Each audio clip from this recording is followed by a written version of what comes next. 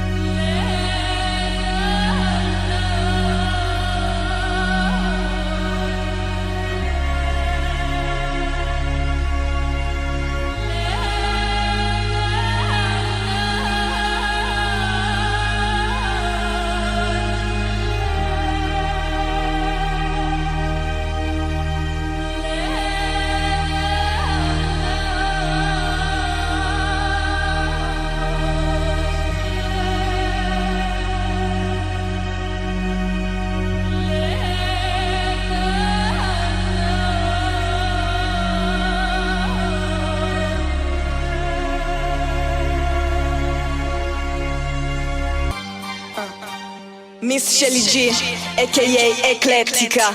Diciamo no all'omofobia. Fat Cap Family. Che male c'è se ad un uomo piace un altro uomo? La vita è un dono, ognuno ha il diritto di cogliere ogni attimo buono. Che male c'è se ad una donna piace un'altra donna?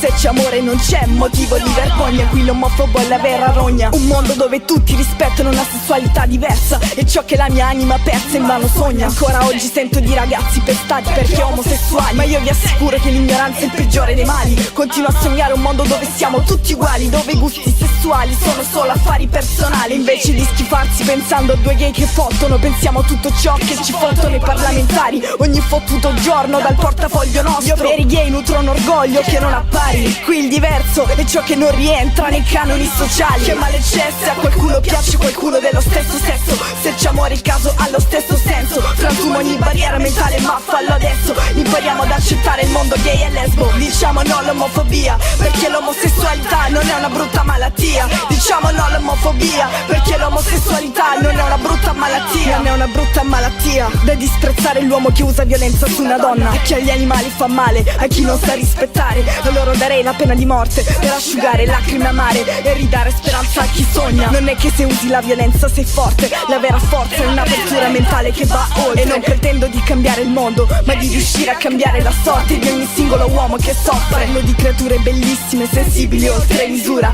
che hanno conosciuto sofferenza e paura di chi non li accetta per la loro natura. Eppure la loro anima è pura quanto quella degli altri. Trattarli come malati, pensare che siano anormali è uno dei tanti sbagli. E mi rivolgo ai genitori: se gay sono i vostri figli, non imparate ad accettarli quando è troppo tardi. E se lo tengono nascosto è perché hanno paura di non essere accettati sotto i vostri sguardi. Che male c'è se a qualcuno piace qualcuno dello stesso sesso, se c'è amore il caso ha lo stesso senso. Frantumo ogni barriera mentale, ma fallo adesso. Impariamo ad accettare il mondo gay e lesbo. Diciamo no all'omofobia, perché l'omosessualità non è una brutta malattia. Diciamo no all'omofobia, perché l'omosessualità non è una brutta malattia. Non è una brutta malattia. Ed io penso ad ogni trans che soffre, perché ha l'anima in un corpo sbagliato e di prese in giro ne ha avute troppe. Qui è la vita che ti fotte. In questa società se sei gay è un buon motivo per pestarti di botte. E per non perdere il lavoro devi tenerlo nascosto. Sogno un universo dove ognuno possa essere se stesso in qualunque posto. Sogno un universo dove ognuno possa essere se stesso a qualunque costo. Sogno un universo differente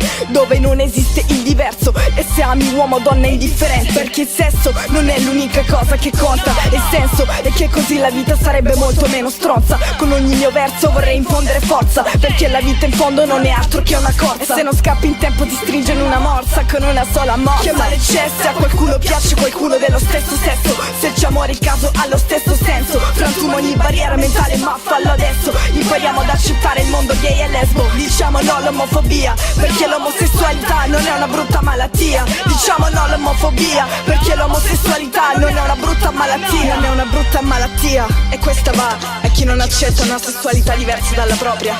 Impariamo a rispettare qualsiasi forma d'amore, che tu sia etero, gay, lesbica, bisessuale. L'amore vince su ogni cosa. Yo, Fat Cat Family, Miss Shelly G a.k.a. Eclettica.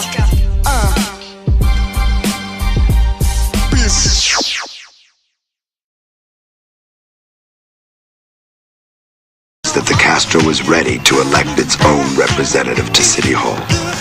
In 1977, Milk launched his fourth political campaign, this time for the Board of Supervisors from the newly created District 5.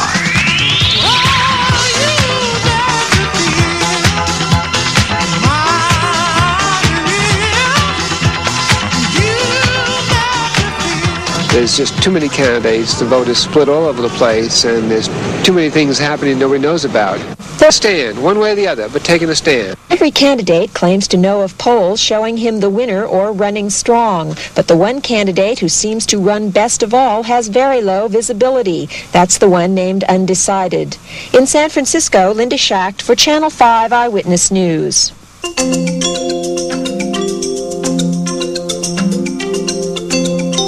We had volunteers in all different shapes and sizes, from Medora Payne size up to 70-year-old women who wanted to be doing something. Maybe they couldn't be walking precincts, but they wanted to do something for Harvey. It was a nice mix of people.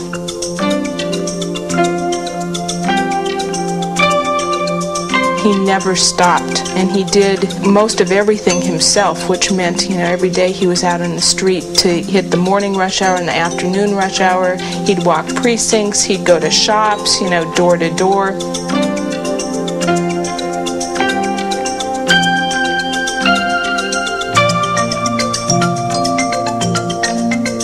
At the age of 47, on his fourth try for public office, Harvey Milk was elected to San Francisco's Board of Supervisors. It's bill for San Francisco. What the gay rights ordinance in San Francisco, the main focus is to prevent the people who are already employed, who are gay, who, if they want to come out and break down the stereotypes, prevents them from being fired. For example, you'll see in this Gay Day parade a group of at least 30 gay doctors. That is the tip of the iceberg. In the Bay Area, there are hundreds and hundreds of gay doctors, most of whom are closeted because of fear of loss of jobs. In San Francisco, they can, quote, come out and not have to worry about their jobs. And that's the main focus of our ordinance. The parade, and Harvey was in it. I was terrified. I was afraid someone was going to take a shot at him. And Harvey said it could happen any day, at any place, at any time. And I'm just not going to worry about it.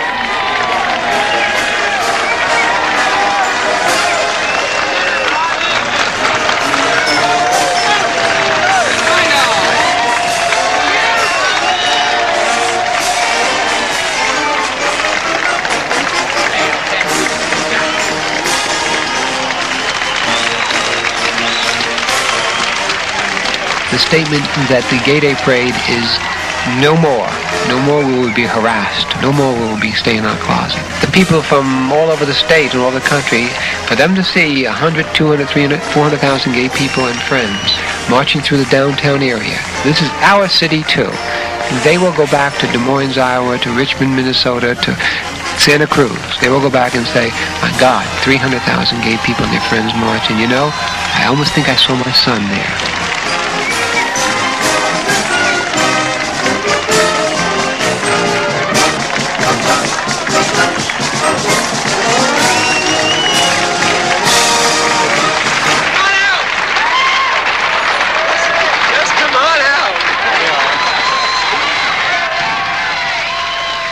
Statewide measure to deny homosexuals their jobs in public schools. Now, what Proposition 6 is really all about is the right of parents to determine who will be teaching their children.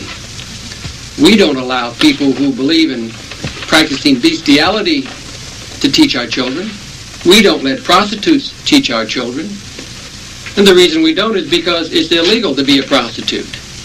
But it's not illegal to be a homosexual in California. Proposition 6 brought the issue of homosexuality into the homes of millions of Californians, and it thrust Harvey Milk into a statewide spotlight. There are already laws on the books to protect our children. Everybody from superintendent of schools, Wilson Riles, to Jerry Brown, to newspaper editors across the state agree that indeed we have the laws to protect our children. I was born of heterosexual parents. I was taught by heterosexual teachers in a fiercely heterosexual society with television ads and newspaper ads, fiercely heterosexual, a society that puts down homosexuality. And why am I homosexual if I'm affected by role models? I should have been a heterosexual, and no offense meant, but if teachers are going to affect you as role models, there'd be a lot of nuns running around the streets today.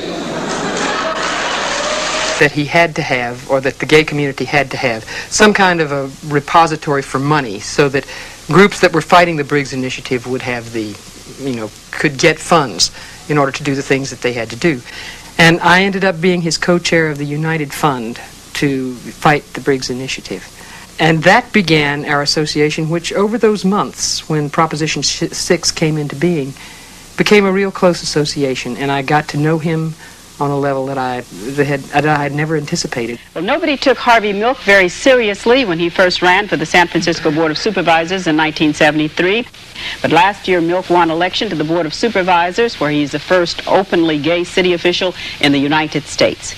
And representing the Bay Area Committee against the Briggs Initiative is Sally Gearhart. Gearhart is a lesbian, a former high school teacher, and now a speech professor at San Francisco State University. I remember that just before that debate, we had had a lot of talk, Harvey and I, about how we would dress. And we had agreed that the image that we wanted to project was sort of Mama and Papa USA, as neat and conservative as we possibly could. So a half hour before we start to leave for the television station, Harvey calls me and says, "I've lost my earrings, dear. Whatever shall I do?" Right? And I freak out thinking, oh, my soul. You yourself say that the heterosexual is the child molester. And if in your statements here, in all these newspapers and tonight, that child molestation is not an issue, if it is not an issue, why do you put out literature that hammers it home? Why do you play on that myth and fear? Same thing with VD, Harvey. We put out publications about VD so you can avoid it. This is campaign literature. Yes, we're trying to keep people from falling into that trap. We're trying to prevent it by pointing it out. And by the way, I don't make the statement that 95% of all the heterosexuals commit. What percent is it? No, I don't know. You tell me. The state says 90 to 95%. Well, I've never seen that in writing.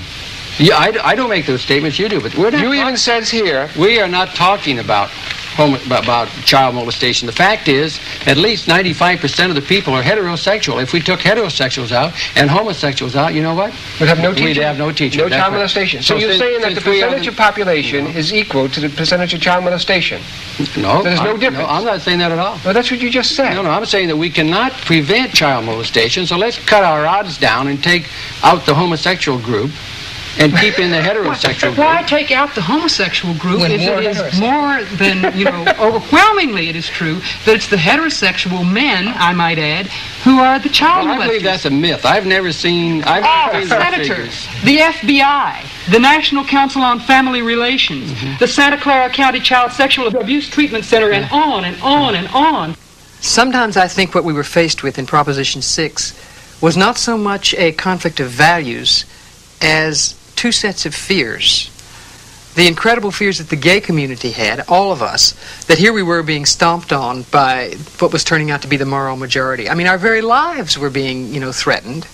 The ways that we live, what our lifestyle is, and our reaction was extreme, and it should have been extreme.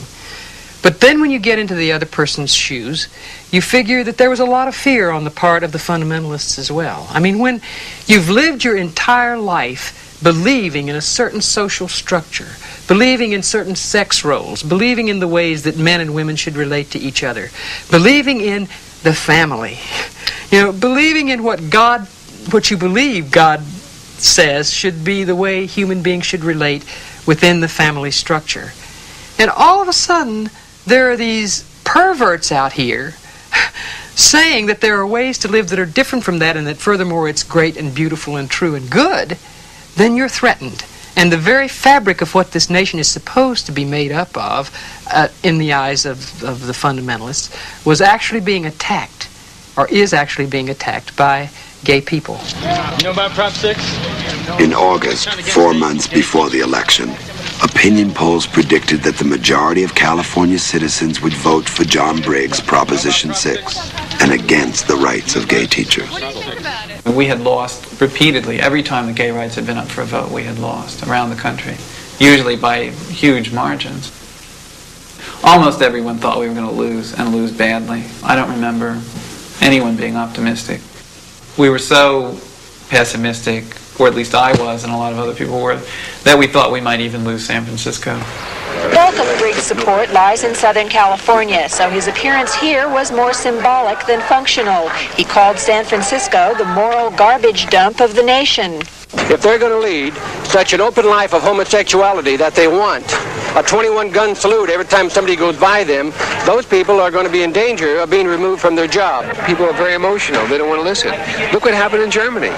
Now, Anita Bryant already says that Jews and Muslims are going to hell. You know she's got a shopping list. John Briggs said this morning that Dade County, Oklahoma, and St. Paul, Minnesota were only preliminary battles. He called his California campaign against homosexual teachers the main event.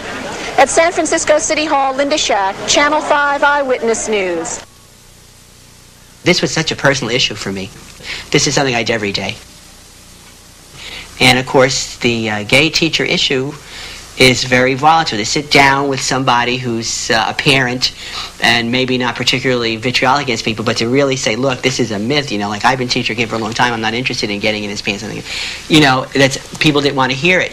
How do you win people over to your side on something that's, so ingrained and so emotional? They're children.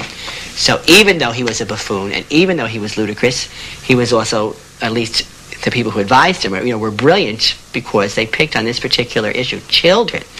It would be hard for me, if we're talking about schools, to go along with you. Any other adult thing that you do, the decorator, the hairdresser, whom I love, whom I have, I take him on every vacation if I had. I don't care what he does. You went to people's houses and you talked to them, and a lot of times, and you didn't have to have a lot of money to do some of the things, or you went to shopping centers, because a lot of it was face-to-face. And this is a very brave thing. How are you? We're volunteers working against Proposition 6, the Briggs Initiative. Do you know about the Briggs Initiative? What is number 6? 6. Smoking? No, that's number 5. Number 6 would force local school districts to fire any teacher that was gay or who believed that gay people have rights like other people. And we're concerned that would be a real attack on human rights for everybody. How do you feel about the initiative, on what you do? Well, we don't have any definite opinion on it. No comment. Could I leave some literature with you so you can learn a little bit more about it? Are you registered voters? Yes, I have registered already. Okay, great. Sorry. I believe this is a kind of personal matter. It sure is, but it's something that we feel real strongly about. A lot of my friends are gay teachers, and they'll lose their jobs over this. So I really wish you'd, that is bad. Give some thought to it, because a lot of people will really be affected very badly by it. It's also something where once you set up one kind of thing to discriminate against one group of people, lots of times it makes it easier to discriminate against other groups of people next time around. Right. Well, give it some thought. By their silence and their doing nothing, Briggs should win. I think a lot of people are going to realize they have to make an ultimate decision. The decision is to go back in their closet real good, slam the door tight, which some will do, or burst down those closet doors once and for all and stand up and start to fight. Because if we learn from history that the struggle goes on, eventually we will win. And all the president has to do is, or the governor, is to turn the pages of history a little faster. Join me in this message. Jimmy Carter, listen to us. You want to lead? You want to be the world's leader in human rights? Well, damn it, lead! There are 15 million lesbians and gay men waiting to hear your voice. The grassroots No on 6 campaign was proven. For all shatter them, we must continue to speak out, and most importantly, every gay person must come out. As difficult as it is, you must tell your immediate family, you must tell your relatives, you must tell your friends if indeed they are your friends, you must tell your neighbors, you must tell the people you work with, you must tell the people in the stores you shop in,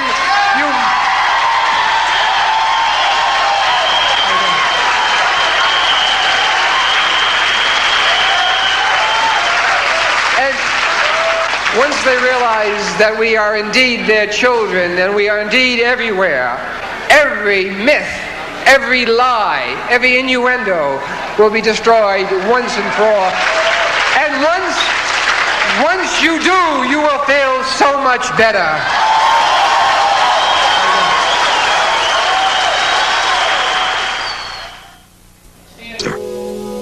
It was not going to be Dan White.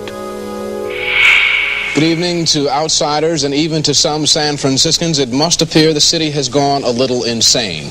Just as everyone is beginning to come to grips with the mindless murder-suicide of over 900 members of the San Francisco-based People's Temple, word screams out over the radio, the television, the newspapers that another tragedy is upon us.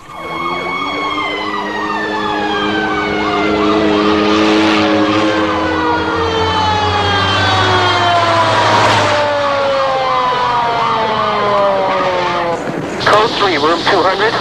I'm in the mayor's office. 341, 1023 for one moment. We're trying to ascertain what is happening. Room 237, please, quick. An ambulance over here. Get an ambulance. A unit over here. Get another ambulance over here, will you? Your homicide here. I'll go over there so I can go. Okay. Yeah, where are the victims going? I don't know if they're going anywhere. It's supposed to, Harvey Milk and the mayor is supposed to be DOA.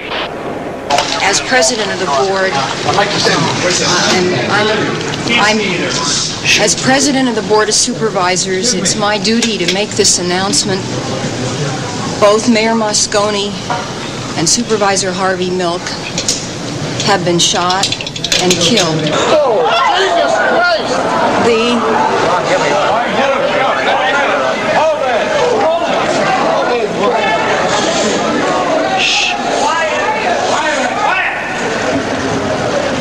The suspect is Supervisor Dan White. Suspect is Dan White. Is he in custody? He's not at this time. Thank you very much. No questions. Attention all units. Suspect named Dan White.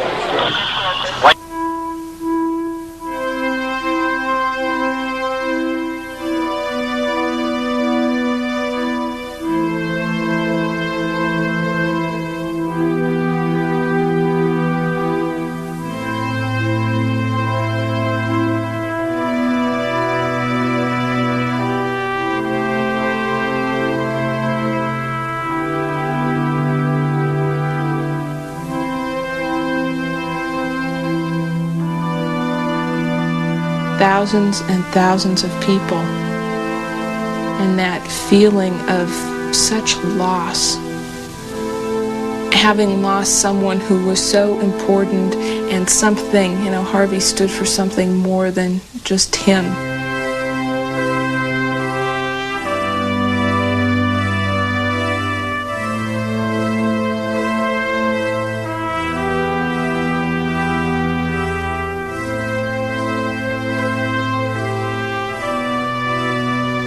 Combination of Harvey killed, and a combination of going down with all those people. I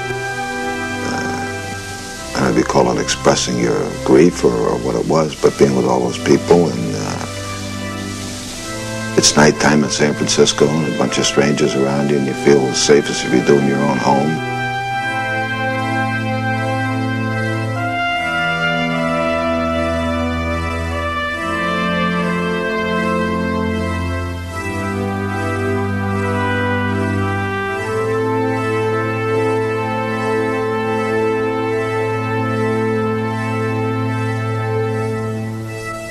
And there was this black man on the corner of whatever Noe there, and he kept shouting, "Where is your anger? Where is your anger? Where is your anger?" And I didn't know where it was. I think that all of us at that time were in such a state of shock, that I don't know if it was numbed or we were anesthetized. I guess certainly I was angry, but it seemed appropriate to do this.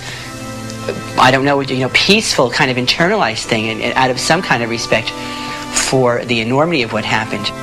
It was one of the most eloquent expressions of a community's response to violence that I've ever seen. And I think we as lesbians and gay men and all of the straight people who were marching with us that night, and there were thousands, I think we said it. I think we sent a message to the nation that night about what our immediate response was. Not violence, but a certain respect for Harvey and a deep regret and feeling of tragedy about it. Because Moscone had been our friend as well.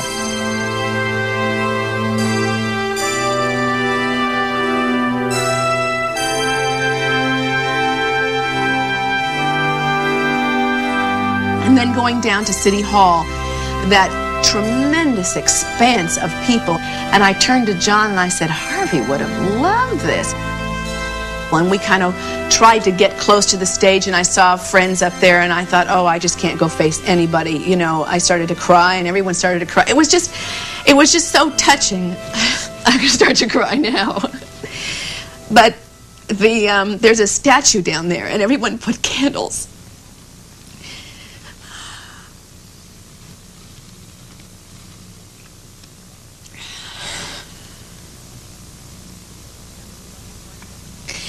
Several people right that following week came out of the closet because they had been there.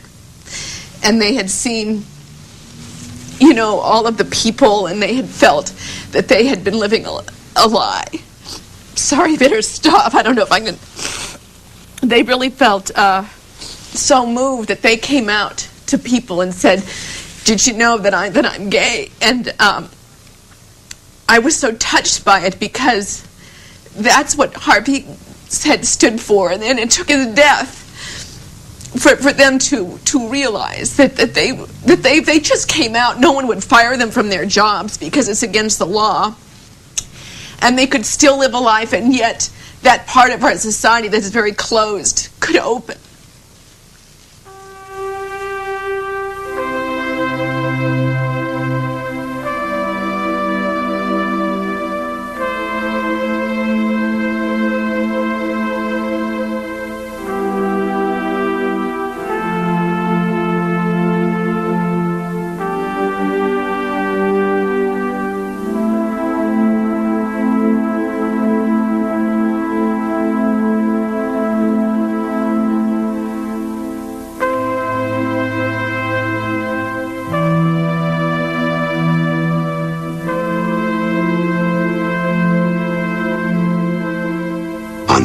Thursday, November 30th, George Mosconi's funeral was held at St. Mary's Cathedral. On Saturday, December 2nd, Harvey Milk's ashes were scattered into the Pacific by his friends.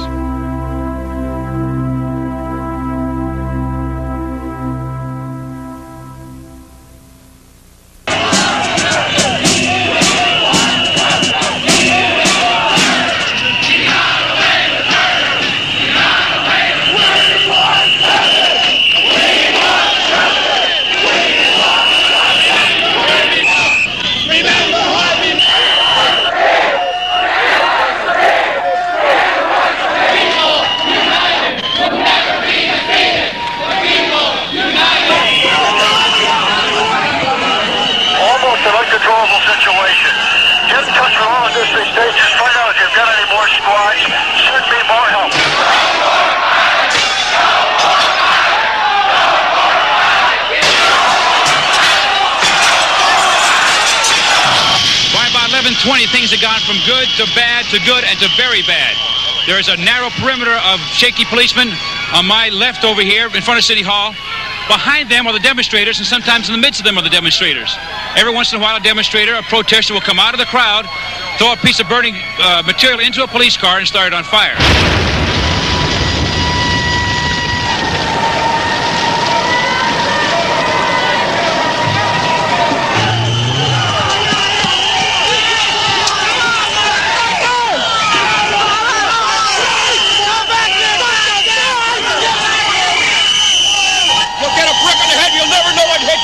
If you look that way, you can see it coming and get out of the way.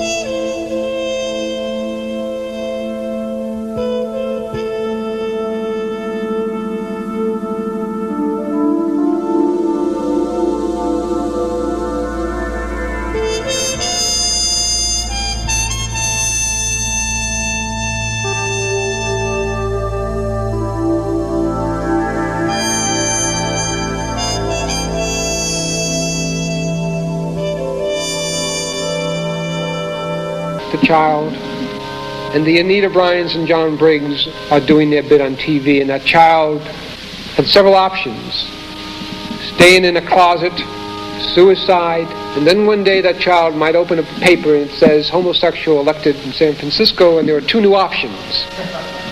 The option is to go to California,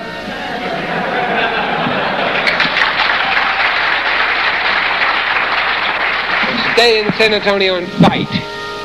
2 days after I was elected, I got a phone call, and the voice was quite young. It was from Altoona, Pennsylvania, and the person said, "Thanks. And you've got to elect gay people so that that young child and the thousands upon thousands like that child know that there's hope for a better world. There's hope for a better tomorrow. Without hope, not only gays, but those blacks, and the Asians, and the disabled, the seniors, the us's, without hope, the us's give up. I know that you cannot live on hope alone, but without it, life is not worth living. And you've got to give them hope. Thank you very much.